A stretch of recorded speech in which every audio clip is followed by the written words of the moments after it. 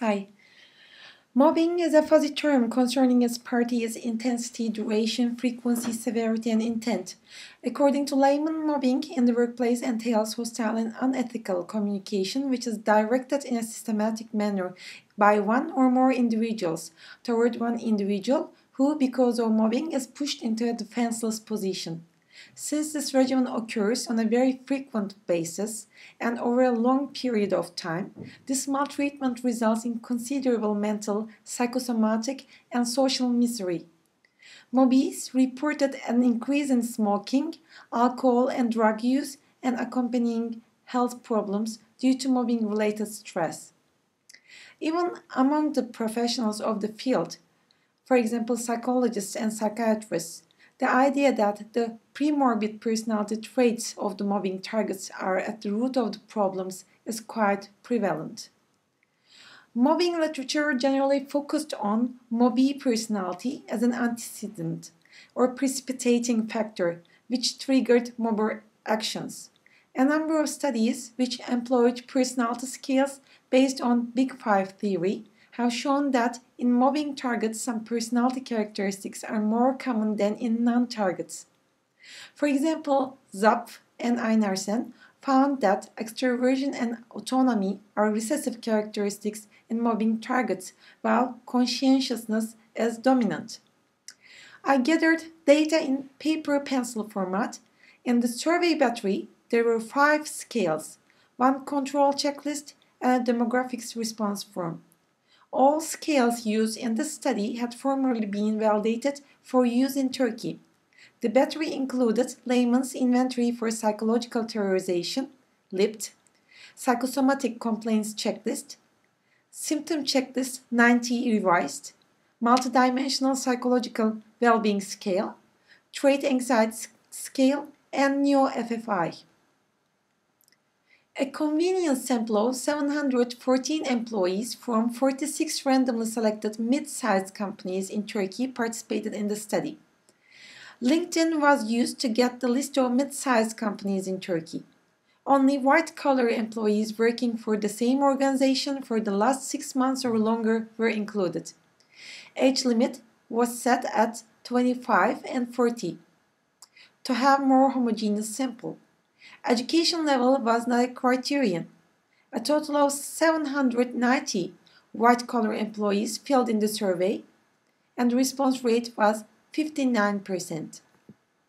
76% of the returned questionnaires were excluded since they included unacceptably numerous missing values. The majority, 92%, of the remaining participants had at least undergraduate degrees.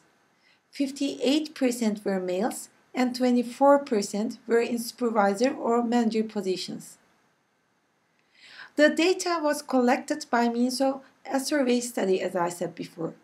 LinkedIn, Yeni Bir İş, Kariyer, and Perion business networks were used to contact the Human Resources Department managers. The battery was administered after receipt of permission from the Human Resources Departments of partaking companies. Batteries were distributed in single-session meetings at the workplaces. The participants were informed that their responses would only be used for scientific purposes. The individual measurement results would be kept confidential, and their identities would not be disclosed to third parties. To prevent the wreckage of mobbing-prone employees' life from the effects of mobbing, it could either be banned by legal arrangements and policy changes, or its effects could be diminished by the implementation of intervention methods. The results of this study have implications for prevention and interventions. If potential targets of mobbing and person-related factors which make them more vulnerable, for example, predisposing or contributor factors such as personality characteristics, negative affectivity, psychological resilience, so on and so forth, could be identified, employees could be strengthened via interventions including training programs, therapy, coaching, and consultations. Almost 10% of the respondents in the study were identified as mobbees according to LIPT, Leymann's Inventory of Psychological Terrorization. Observed mobbing incidence in the Turkish sample was expected being consistent with the European Foundation for the Improvement of Living and Working Conditions report 2003. Being a highly populated developing country having large power imbalances, considerable gender discrimination, and hierarchical relationships enmeshed in its culture, Turkey is transforming into a vertically individualistic, fiercely competitive country, which makes it a breeding ground for workplace psychosocial problems including mobbing. Therefore, this figure might also be an underestimation of the reality about mobbing incidents in Turkey. World Health Organization 2007 report informs that in developing countries, a large number of employees suffer from mobbing-related diseases but cannot even recognize the relationship between their health problems and stressful mobbing behaviors they were exposed to. Two hypotheses were examined within this study. The main hypothesis was that mobbees' personality significantly leverages the adverse health effects caused by mobbing-related stress. The second hypothesis was that personality is a factor that impacts perception of mobbing behaviors. Both of these were supported by the results. The results of the current study illustrated that 10% of respondents, 72 individuals, who emerged as mobbing targets also reported more psychological and psychosomatic symptoms found in psychiatric and medical patients. Their psychological well-being was lower, and their negative affect, measured by the trait anxiety scale, was higher compared to the rest of the respondents. These findings supported the earlier studies' findings regarding the health-endangering effects of mobbing and confirmed that mobbing is a powerful social stressor with vast effects on human psychology and physiology. Based on SCL 90, Symptom Checklist 90 data, the most frequent psychological problems suffered by mobbees turned out to be depression, anxiety, and obsessive-compulsive disorder in sequence.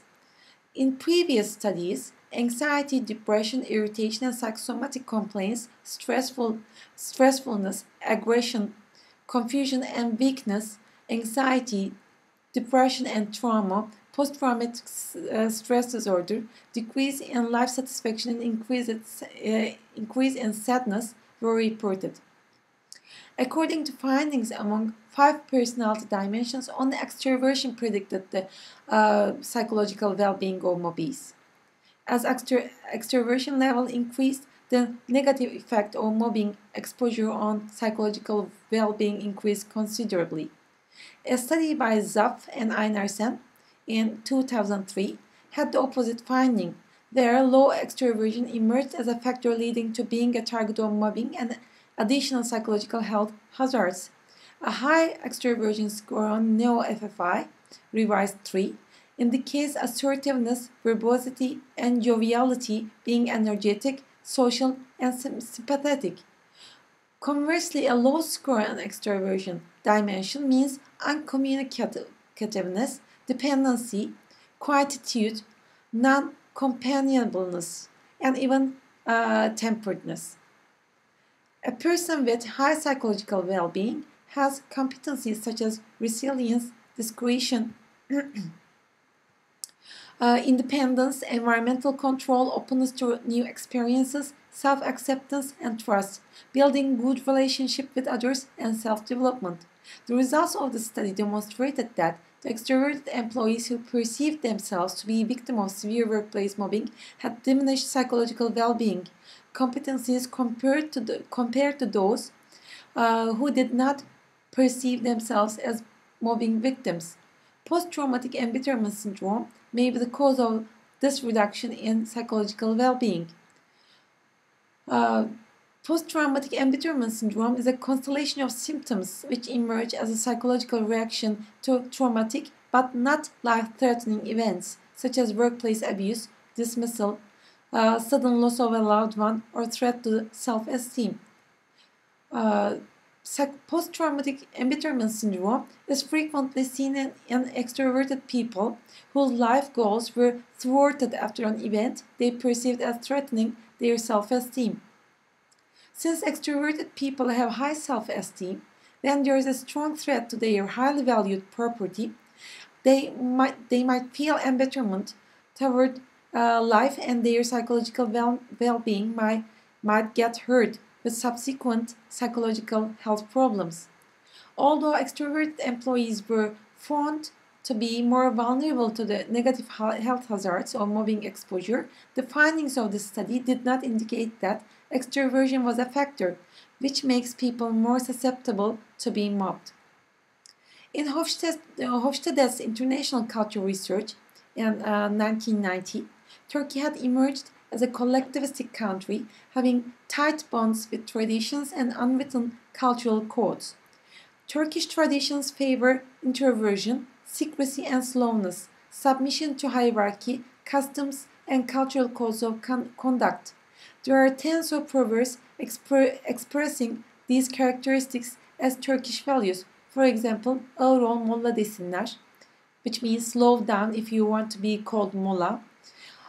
However, especially with increased internet access and international contact, a cultural transformation towards individualism, which values an open culture and extroversion, have emerged. Therefore, in this study, there was no statistically significant difference between introverts and extroverts in terms of the likelihood of being mobbed. Neuroticism emerged as a single personality dimension, which predicted high exposure to mobbing. Neuroticism and agreeableness dimensions of personality differentiated mobbing targets and non-targets in terms of psychosomatic complaints. Overall, neuroticism was significantly different in mobbing targets and non-targets with respect to all psychological health indices used in the study except psychological well-being. Psychological well-being is a psychological measure based on motivation, resilience, social learning theories. Higher scores indicate a more balanced, more self-confident, more self-actualized person. Other three psychometric tests used in the study are to do with differentiating clinically normal from abnormal, such as paranoid thoughts, phobic anxiety, and psychosis. Givardi et al. Told that in a mobbing situation, the problem is not the working environment, rather it is related with the difficult personality of the mobbee. In a similar vein, Varsha mentioned high negative self-perception of mobbees as a precipitating factor of mobbing.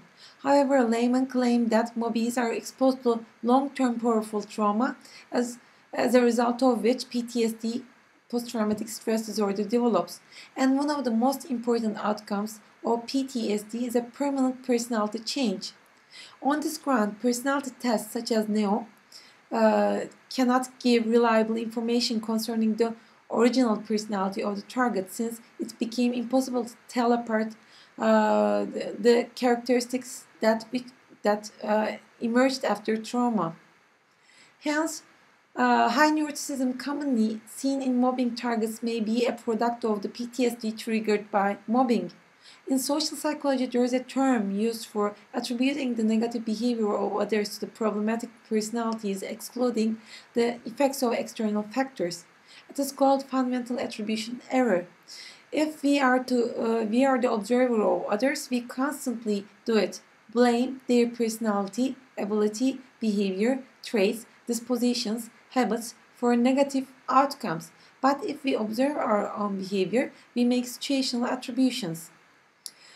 Mobbing targets are usually evaluated by others who are making fundamental attribution error. Many of their characteristics, such as their neurotic personality, are pointed out as the actual culprit not only by the lay people but also by the researchers and professionals of the related fields such as business psychology, labor law, and occupational medicine. This is a mass cognitive error which should better be recognized and evaded by the professionals at least. After a while, especially after also being the target of criticism by the loved ones, mobbing targets start to look at themselves as an observer and tend to give credit to the negative rumors and thoughts about themselves. This is a stereotypic phase of mobbing, where psychology of the mobbee has started to be disturbed. Some mobbees even feel sympathy for the mobbers for enduring themselves as a phenomenon that can be explained with within frames of Stockholm Syndrome. This is not a sympathy felt by hostages towards their abductors who take them bodily captive, but a sympathy felt by mobbees towards their mobbers who put them under subtle psychological and behavioral captivity. As mentioned previously, one of the findings was that mobbees with the high agreeableness scores suffer more from psychosomatic complaints. According to the NEO-FFI Evaluation Handbook, agreeableness includes the belief in sincerity and good intentions of others, frankness in expression, active concern for the welfare of others, or altruism, response to interpersonal conflict, tendency to play down on achievements, modesty, and attitude of sympathy for others, or tender-mindedness. Highly agreeable people have elevated need for belongingness, social desirability, friendliness, cooperation, and sharing. When they approach their fellows at workplace with those nice intentions, only to be rejected in return, their belief in life, future, and others is frustrated, which leads them to PTES, post-traumatic embitterment syndrome, and accompanying psychosomatic problems. It is a well-known fact that as the discrepancy between the value expected and the value obtained increases, psychological damage increases as well, just as it happens to the extroverts who, when expecting a colorful, lively, and cheerful life, get obliged to live a colorless, languid, and joyless life, topple down psychologically. Agreeable people collapse when they cannot find the friendly, warm, and social atmosphere they need and seek. According to evolutionary psychology, every living organism acts on instincts to protect itself against potential external damages. Only the ones with best resistance to external pressures, perseverance in the face of uncertainties, and resilience against stress will survive. Others may commit suicide, develop serious diseases, get into uncalculated bloody conflicts, and either die or live shorter. Sometimes very weak living organisms try to defend themselves, developing some amazing strategies. We think that mobbing is one of those strategies used by the mobbers, the weak ones, as a defense strategy to keep their position or get better positions in the workplace. According to Dabrowski, gifted and high ability individuals have higher ethical values, high empathy, less political behavior, more existential anxiety to develop themselves and the world, and become better individuals. Less intelligent and lower ability ones, on the other hand, base their development on foul plays and strategies. We think that if we combine evolutionary psychology with Dabrowski's ideas of moral development, we can theoretically come to the conclusion that mobbers represent the less intelligent and lower ability individuals who try to survive by foul plays and strategies in the workplace. On the other hand, mobbees are better individuals with high empathy and concern for the world and less political behavior. Their high neuroticism scores may be a reflection of high anxiety level to develop themselves and the world. In further studies, clinical data consolidating the results of self-reported psychosomatic disorders and general psychological health would yield more reliable findings. Long-term observation in the workplace would strengthen the validity of the mobbing assessment, since the study was conducted in many different workplaces to increase generalizability. It was not possible.